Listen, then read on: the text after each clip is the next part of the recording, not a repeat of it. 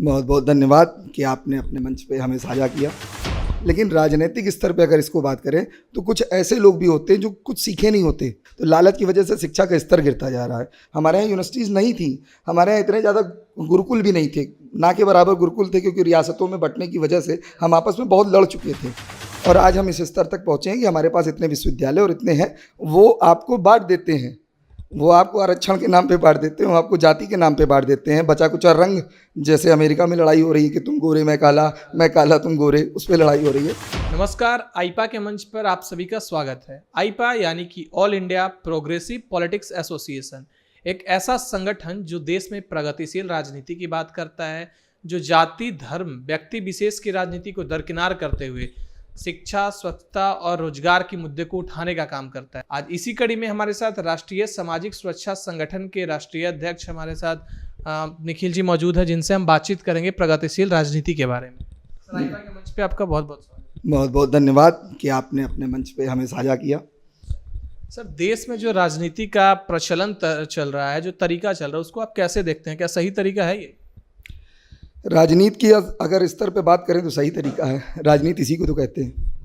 लेकिन सर, जैसी राजनीति हो रही है, जिन मुद्दों पे राजनीति हो रही है, मैं उन मुद्दों की बात कर रहा हूँ। किन मुद्दों पे हो रही है? जो आप सोशल मीडिया पे सुन रहे हैं या जो सरकार के सदन में सुन रहे हैं? दो मुद्दे चलते हैं आजकल तो सदन में। नहीं, मैं मुद्दों की बात कर रहा हूँ। जैसे बेसिक समाज के मुद्दे क्या होने चाहिए, शिक्षा, स्वास्थ्य, रोजगार, वो कहीं ना कहीं अभी भी पीछे है सर। हाँ बिल्कुल, क्योंकि उस पर सदन में बात ही कहाँ हो रही है। तो इसी संगठन को लेके मैं बात कर रहा हूँ कि मतलब आपकी संगठन है वो कैसे इस चीज़ को काम कर रही है, या फिर आप जब सत्ता में आए तो आप कैसे इन चीज़ों को टैकल करेंगे, शिक्षा, स्वास्थ्य, रोजगार को लेके आप कैसे बढ़ावा देंगे? देखिए, शिक्षा के लिए तो सबसे पहले हमें, जैसे हम कोशिश करते आ रहे हैं अपने संगठन के माध्यम से, हम लोगों के बीच में जाते हैं और जो समाज के अंदर भ्रांतियाँ फैली हुई हैं, जैसा कि दहेज प्रथा है, सती प्रथा है, ठीक है, और लोगों के साथ शोषण हो रहा है सिर्फ मेंटल एबिलिटी की वजह से। कोई कम सोच पाता है तो उसको लगता है कि ये सही होता है, कोई ज़्यादा सोच पा रहा है तो उसको लग रहा है ये सही हो रहा है, लेकिन समाज का तो बहुत बड़ा स्तर है, समाज छोटा सा तो है नहीं। ऐसी परिस्थिति में जो जैसा चाह रहा है वैसा करने का प्रयास कर रहा है, सभी सीख ही रहे हैं। लेकिन राजनीतिक स्तर पे अगर इसको बात करें तो कुछ ऐसे लोग भी होते हैं जो कुछ सीखे नहीं होते और वो सीखने का प्रयास कर रहे होते हैं, तो थोड़ा कम स्तर पे काम कर पाते हैं। बाकी इसका और कोई प्रभाव नहीं है। शिक्षा का जो स्तर पहले था वो थोड़ा सा कम हुआ है, स्थितियां खराब हुई हैं, लेकिन ऐसा नहीं कि सब कुछ जीरो हो चुका है। तभी हम शिक्षित हैं, आप शिक्षित हैं, हम सब आपस में बात कर रहे हैं, तो ये स्तर है अभी। लेकिन सर, यहाँ पे गौर करने की बात ये भी है कि भारत में अच्छी अच्छी यूनिवर्सिटीज़ हैं। आपका इलाहाबाद यूनिवर्सिटी है, JNU है, DU है, दिल्ली यूनिवर्सिटी है, लेकिन विश्व के रैंकिंग पे देखें तो 500 के अंडर कोई भी नहीं आता। यहाँ की IIT खड़गपुर भी 700 या 800 के बीच आता है। तो इतना स्तर कैसे गिर गया सर? एक समय में बाहर से बच्चे नालंदा यूनिवर्सिटी में पढ़ने भी आते थे, आखिर रीजन क्या हुआ इसका?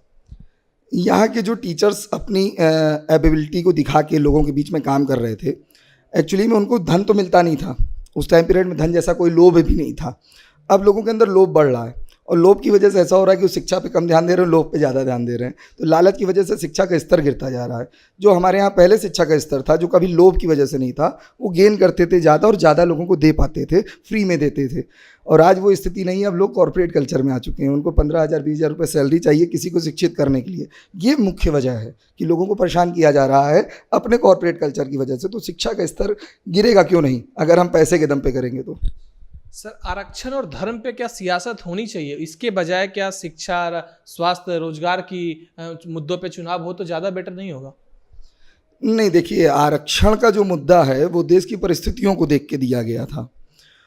47 में जो भी हम लोगों को इतिहास में पढ़ाया जाता है, जो भी हम पढ़ते हैं भीमराव अम्बेडकर के माध्यम से या संविधान के माध्यम से, दोनों को अगर हम पढ़ते हैं तो हम ये पाते हैं कि उस वक्त परिस्थितियाँ खराब रही होंगी, लोगों को गलत भावना से देखा जाता रहा होगा, अमीर और ख़राब की स्थिति, क्योंकि लोग पढ़ाते नहीं थे उस वक्त। हमारे यहाँ यूनिवर्सिटीज़ नहीं थी, हमारे यहाँ इतने ज़्यादा गुरुकुल भी नहीं थे, ना के बराबर गुरुकुल थे, क्योंकि रियासतों में बंटने की वजह से हम आपस में बहुत लड़ चुके थे।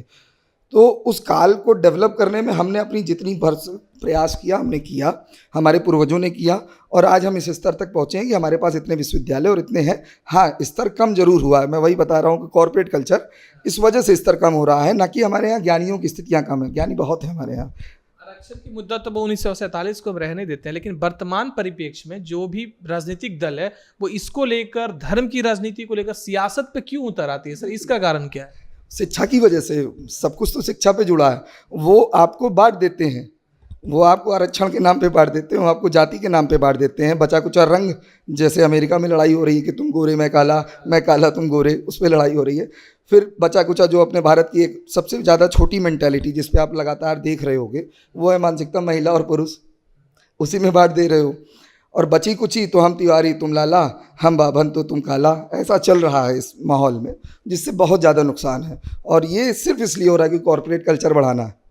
कॉरपोरेट कल्चर बढ़ेगा कैसे? जब हम आपको बांट देंगे, जैसे Gupta general store, Gupta medical store, अरे गुप्ता जी के नाम पे क्यों है? धार्मिक इंसान हो, धर्म के नाम पे रख लो, अपनी जाति के नाम पे क्यों रख रहे हो? सिर्फ एक कारण है, वो कनेक्टिविटी होती है। गुप्ता जी की है तो गुप्ता जी के यहाँ से लेंगे, भैया अपने भाई हैं, ठगेंगे नहीं। वो कॉन्सेप्ट कॉरपोरेट कल्चर है, पहले हमारे यहाँ नहीं था, अब बहुत तेज़ी से फैल रहा है। अब आपस में हम मोबाइल के माध्यम से लोगों को एक दूसरे को कनेक्ट कर रहे हैं और उसका पैसा हम कॉरपोरेट कंपनीज़ को दे रहे हैं। पहले हम मिलते थे, आपस में बात करते थे, लोगों से मिलते थे, कनेक्ट होते थे, पैसा नहीं लगता था, और आज पैसा लग रहा है। सारा कुछ कॉरपोरेट कल्चर है। शिक्षा को अगर हम नहीं बढ़ाएंगे, जिस मंच के माध्यम से हम आपको कह रहे हैं और आप भी लोगों को इसको रिप्रेजेंट करेंगे, वो सिर्फ इसीलिए कह रहे हैं अभी भी वक्त है, प्यार के माध्यम से ही चलने की कोशिश करो। सामाजिक होना बहुत आवश्यक है हर एक व्यक्ति के लिए। सर, वर्तमान की राजनीति में युवाओं का कितनी भागीदारी होनी चाहिए? क्योंकि अभी भी युवा कहीं ना कहीं राजनीति से अपने आप को दूर रख रहे हैं, वो राजनीति को एक गंदी शब्द के तौर पे देखते हैं। उसका वजह है वही, हम लोगों को बता नहीं पा रहे हैं कि असलियत में राजनीति कहते किसको हैं।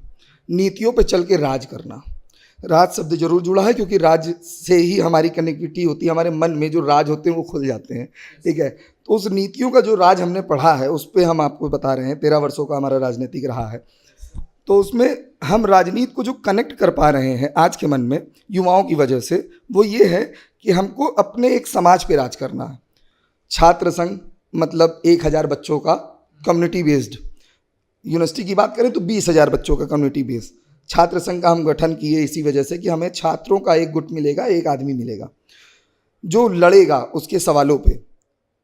लेकिन कोई लड़ नहीं रहा है, वहाँ लड़ा था जीतने के लिए, लेकिन उसके बाद वो आपके सवालों पर लड़ नहीं रहा है। क्यों? क्योंकि मन में तो कॉर्पोरेट कल्चर चल रहा है, ये राजनीति का ट्रैक ही नहीं है।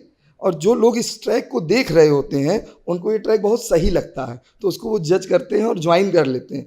उनकी संख्या बढ़ती चली जाती है और फिर वो प्रधान, जिला पंचायत सदस्य, पार्षद, विधायक और सांसद बन जाते हैं। और हमारे देश की जनता उनसे मिलना नहीं पसंद करती या मिल भी नहीं पाती।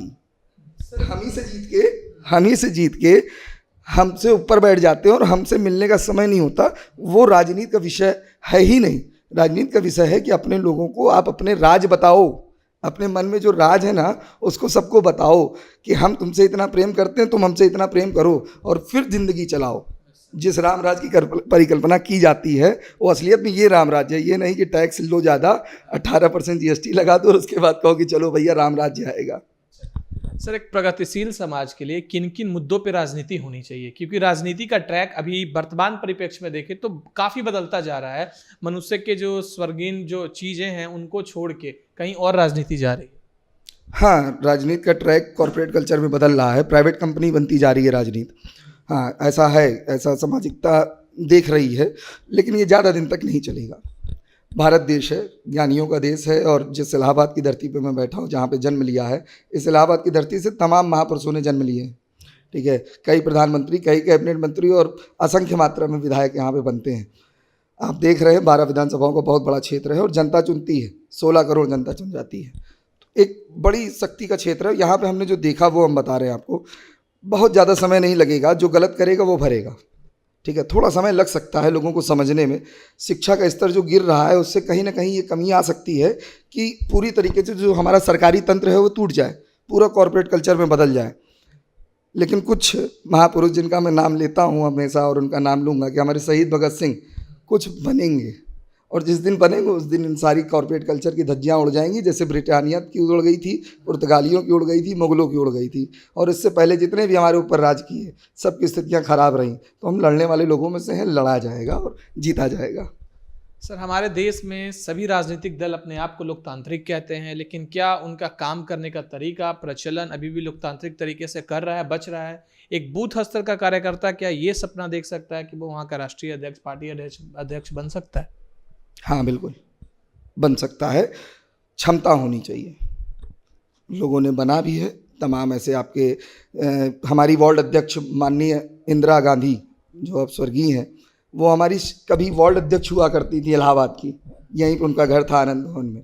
और उसके बाद वार्ड अध्यक्ष से उन्होंने फिर शहर अध्यक्ष, और शहर अध्यक्ष के बाद आज इतने बड़े स्तर पे वो पहुंची हैं जहाँ पे मतलब सबका सपना होता है कि हमें वहाँ पहुँचना है, राष्ट्रीय अध्यक्ष का पद। और उसके बाद इस देश की गौरवमयी स्थिति संसद लोकसभा का प्रतिनिधित्व करते हुए वो प्रधानमंत्री चुनी जाती हैं, तो निश्चित ही गौरव की बात है। और हर व्यक्ति बनने का प्रयास करता है, जिसके अंदर क्षमता होती है वो बनता है। लेकिन वर्तमान में राजनीतिक दल में क्या लोकतंत्र अभी जिंदा है जैसे वो काम जिंदा है। लोकतंत्र ना होता तो हम आप बात कहाँ कर रहे होते। वो तो लोकतंत्र जिंदा है सर, मैं कह रहा हूँ राजनीतिक पार्टी जितनी भी है वो लोकतांत्रिक तरीके से क्या अभी भी फैसले कर रही है? देखिए, जो नियम बने हैं, गजेट्स जिन्हें हम कहते हैं, कि हमारे नियमावली का एक प्रारूप है कि जब हम ट्रस्ट का निर्माण करते हैं तो हम ऐसे चलते हैं। और लेकिन सच्चाई तो ये है कि जो पॉलिटिकल पार्टीज़ हैं उनका पूरा जो ROI है, अगर उसको आप पढ़िएगा तो उसमें स्वतंत्रता की बात हर जगह है। तो स्वतंत्र हैं किसी भी नियम को बदलने के लिए और किसी भी नियम को बनाने के लिए, तभी तो सरकार का गठन किए हैं। सरकार बिना अकेले तो नहीं चल रही, 4 पाँवों पे चल रही है, जिसमें आप भी एक स्तंभ है। तो सब लोग मिल के निर्णय लेते हैं, तो लोकतंत्र है। बिना लोकतंत्र ये संभव नहीं है। हाँ, कमियां हो सकती हैं, वो मैं वही बोलता हूँ ना कि क्षमता की बात, तो कमियां हो सकती हैं कि उस स्तर पे बैठा विधायक, उसके पास इतना क्षमता ना हो कि वो पूरे क्षेत्र को संभाल ले, इसीलिए तो मिल नहीं पाता अपनी जनता से। और जनता फिर कहती है यार मेरा विधायक तो आया ही नहीं, तुम्हारा विधायक नहीं है, तुम चले जाओ, तुम भी तो नहीं जाते हो। तो एक्चुअली में लोकतंत्र की परिभाषा जनता को ही नहीं पता है, सवाल पूछती ही नहीं है। सामने नाली बह रही है, पड़ोसी से लड़ लेंगे लेकिन सरकार से नहीं लड़ेंगे। ठीक है, सड़क पे एक्सीडेंट हो गया, उसकी मदद नहीं करेंगे, 112 पे आधे घंटे फ़ोन जरूर लगा लेंगे। भाई समय लगता है, टेक्नोलॉजी अभी इतनी तेज नहीं हुई है कि एक इंसेप्टर पे बैठा हुआ व्यक्ति आपके पास 5 मिनट पहुंच जाएगा। हॉलीवुड का ज़माना थोड़ी ना है कि आप टेलीविज़न पे देखिए और विजन आ गया आपका कि भाई वो उड़ के आ जाता है, ये भी उड़ के आ जाएंगे। समय लगेगा, इससे अच्छा है कि आप खुद मदद करो। और अगर लोगों के मन में ये सामाजिकता आ जाए कि ये पूरा समाज हमारा है, जिस भी हम समाज की वादी में रह रहे हैं, जिसे आज समाजवादी लोग अपना कह रहे हैं कि समाजवादी पार्टी है, समाजवादी मन से होना पड़ेगा आपको अपने समाज के लिए। और वो जो इर्द गिर्द का आपका समाज है ना, उसको पढ़ाओ। अगर आप पढ़े हो, आप समझदार हो, तो लोगों को सिखाओ। और यही सिखाने के लिए हमने अपना राष्ट्रीय सामाजिक सुरक्षा संगठन बनाया। और लोगों से कनेक्ट होते हैं, यूनिवर्सिटीज़ के बच्चों से, समाज से, छोटे छोटे कार्यक्रम करा के। सोशल कलाकार का कार्यक्रम अभी रिसेंटली कराया था लॉकडाउन के पीरियड में, जब लोग डर रहे थे, एक दूसरे से कनेक्ट नहीं हो रहे थे, तो मैंने ऑनलाइन प्लेटफॉर्म पे चालू किया, जिसे सोशल कलाकार का नाम दिया, कि जो घर में बैठा हुआ बच्चा है जिसके अंदर कोई भी कला है, खाना बनाना आता है तो खाना बनाओ, बात करना आता है तो बात करो, जनता प्रतिभा दिखाने का आप दिखाओ, जो भी आपका एक मंच दिया और वो एंजॉय किया और पूरा परिवार एंजॉय किया। मैं आपको बताऊं, मेरे एक लड़की है आरती पाल, उसका नाम मैं लेता हूं हमेशा, वो बलात्कार पे बहुत ही अच्छा उसने अपना पक्ष रखा था और लाइव रखा था मेरे पेज के माध्यम से। आप समझोगे नहीं, 19 लाख लोगों ने एक हफ्ते के अंदर उसको रीच किया और उस पर अच्छे कमेंट्स दिए। तो आज के वक्त में जनता रिलेट कर रही है अपने आप को, वक्त लगेगा, ये लोकतंत्र फिर से खड़ा हो जाएगा और जो लगेगा बदलाव होगा। सर, जैसे आपने प्रगतिशील समाज के बारे में कुछ अपने विचार रखे, जैसे आपने समाज की हंसी होनी चाहिए इसको लेके बताया, अगर आपको सत्ता में, सरकार में जगह दी जाती है कभी भविष्य में, तो आप किन मुद्दों पे राजनीति करेंगे, कैसे समाज को सुधारने का काम करेंगे? देखिए, प्रयास तो ये है कि हम अपनी जनता के बीच में हैं, जो हमें सुनती है, हमें समझती है और हमारे कार्यों की सराहना करती है। हम उनको वैसे ही जैसे निःशुल्क करते आ रहे हैं, हमेशा करते रहेंगे। अगर जनता ने हमें कहा ये चीज़ कि अब हम आपको अपने विधायक के रूप में देखना चाहते हैं, तो हम जरूर उस पद पे जाएंगे।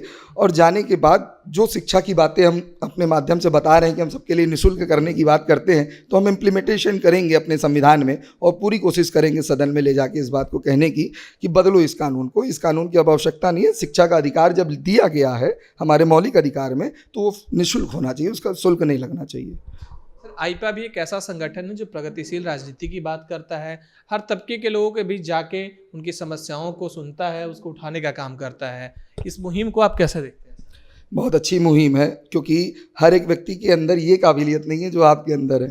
ठीक है, लोगों को रिप्रेजेंट कर पाने की और खुद को उनके लिए काम करा पाने की, क्योंकि आज के वक्त में लोगों के अंदर इतनी ताकत नहीं है कि सबको रिप्रेजेंट कर सकें। आपके अंदर वो ताकत है, वो क्षमता है, और निश्चित तौर पे ये संगठन आपका जो है बहुत आगे जाएगा। और हम लोग भी प्रयास करेंगे कि जितना हद से हद अपनी कोशिश कर सकें, अपने समाज के लोगों से आपको जोड़ सकें, उतनी कोशिश की जाएगी। चलिए, आईपा के साथ जुड़ने के लिए बहुत बहुत धन्यवाद। बहुत बहुत आपका भी धन्यवाद। एक चीज़ कहना चाहूँगा, मैं धन्यवाद और माफ़ी जैसे शब्दों को वर्जित समझता हूँ अपने जीवन में, क्योंकि धन्यवाद उनसे कहा जाता है जो अपने नहीं होते, और ये पूरा समाज अपना है। वसुधैव कुटुंबकम की हमारी प्रतिभा है, हमने देखा है इस समाज को, तभी तो लिखा है, कुरान में भी यही लिखा है। हम भी यही चाहते हैं सर, आप जैसे युवा हमसे जुड़े, हम और समाज के प्रगतिशील बनाने में मदद करें। बिल्कुल बिल्कुल। तो ये थे हमारे साथ राष्ट्रीय सामाजिक सुरक्षा संगठन के अध्यक्ष निखिल जी, जिन्होंने बताया हमें कि समाज कैसी होनी चाहिए, प्रगतिशील समाज में किन मुद्दों पे राजनीति होनी चाहिए। इन्होंने शिक्षा को महत्व दिया, बताया कि अगर कभी ये सत्ता में आते हैं, कभी इनके हाथ में अगर वैसे कुछ दी जाती है तो ये कैसे काम करेंगे।